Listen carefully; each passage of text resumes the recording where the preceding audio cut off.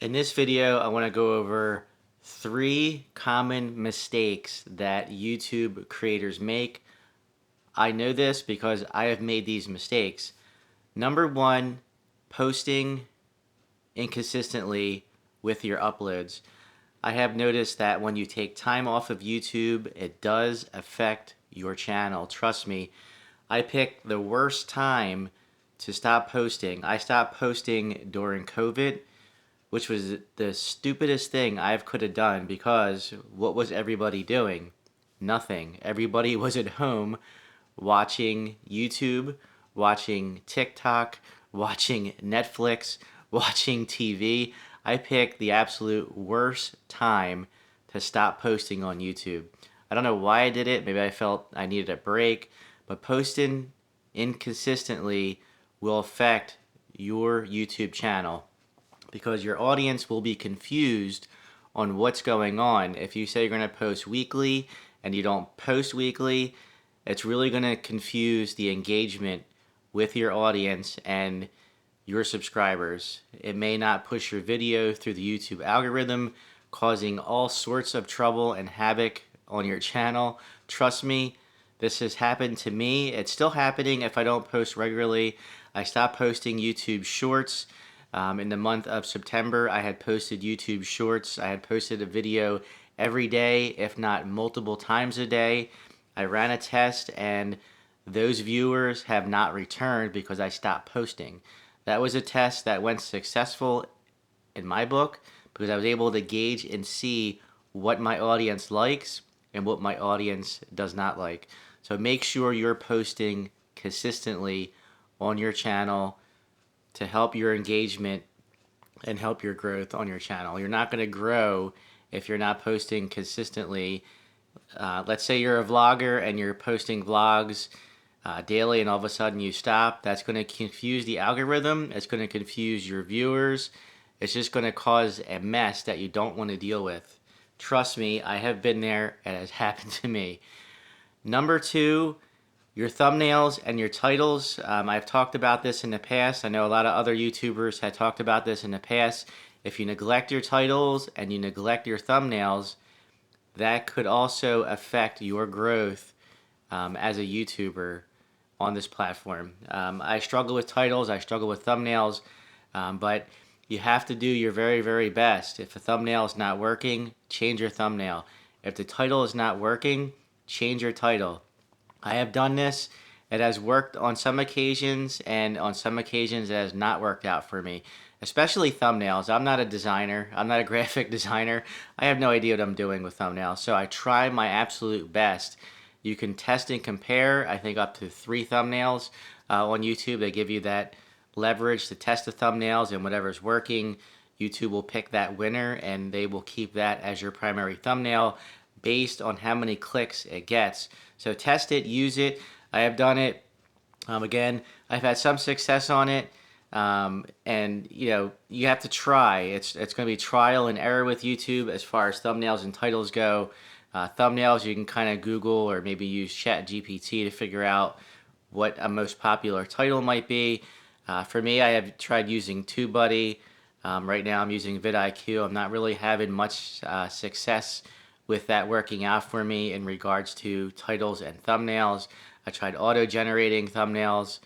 I've had no success with that. So your titles and thumbnails will be important, and it's a common mistake I see with myself and other YouTube creators. They don't put a whole lot of time in it, and so you want to make sure your titles and thumbnails are on point, or at least do your very best. Experiment it with it, and see what you can do. Again, changing the title really won't affect you. It can actually help you gain growth on this platform. I have gained some growth on the platform by just changing a title. I make it shorter if it's too long, or I'd make it specific.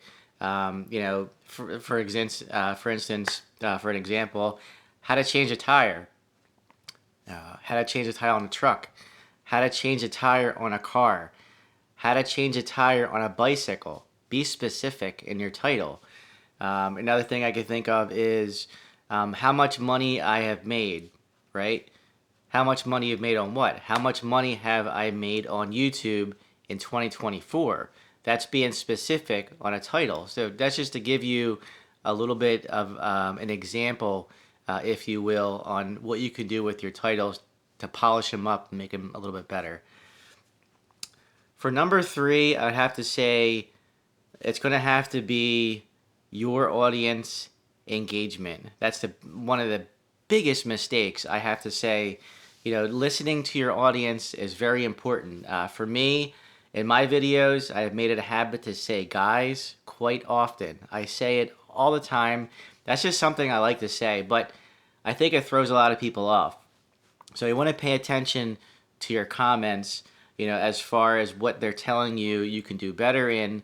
And it may even give you a video idea on this platform. I notice a lot of people struggle with ideas on this platform, and ideas could be very difficult to come up with. So listen to your audience, listen to the comments. The comments are very, very important. It's a great tool. It's there for you to engage, right?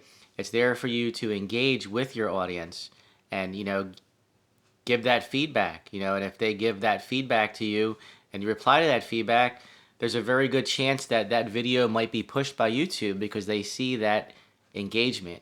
If you don't engage, I get it. If you're a huge YouTuber, you might not need to because you're getting tons of subs and you're getting tons of revenue and, you're getting tons of views on your video. You may not need to worry about engaging with your audience. You may have somebody do it for you, But I have to say that, audience engagement is crucial if you want to grow. Listen to your audience. Sometimes I bypass some of the things that are being said in my comments. You might take it as a personal shot to yourself, like me saying guys, hey guys, all the time in different videos I have done. I still see comments about videos I have made a year ago when I say hey guys or guys in my video. And, that should ring a bell, that you're doing something wrong, because if you're not going to be able to please everybody, but if you can just make one improvement on every video that you do, that could help you grow in the future. That could help your channel take off by improving on one thing in every video. So that's why I'm trying not to do things that would make my audience upset or mad with me, because that's the least thing I want to do is upset the audience. People who subscribe to you, whether they're subscribed or non-subscribed, you want to treat every single viewer, as you would if you met them in person, and if you say something like sometimes when I'm in a meeting for work, I'll say, have a good day, thanks guys. Shouldn't have said that because not everybody is a guy, a male, guys as in being everybody, but that could offend some people. So it's very important you pay attention to your audience engagement, and take any feedback that your audience will give you. I see a lot of people on, different creators saying that this video is stupid. I might see a post about somebody who's doing a post about something. They'll say this video is dumb, or you didn't get to the point of your video. Listen to that, because if your video is about how to grow on YouTube, and that's what your thumbnail is indicating, that's what your title is indicating, and they click on it, and it's a plug for your merch drop or something like that, or it's a plug about something totally different, not related to what your title or thumbnail is, that's going to confuse your audience. That's going to confuse what they're telling you. That's going to confuse the feedback. And if everybody starts saying the same thing, they're going to dislike the video. They're not going to like the video. They're going to click off. So pay attention to your audience. That's something I'm learning to do more now than before, because your audience is important.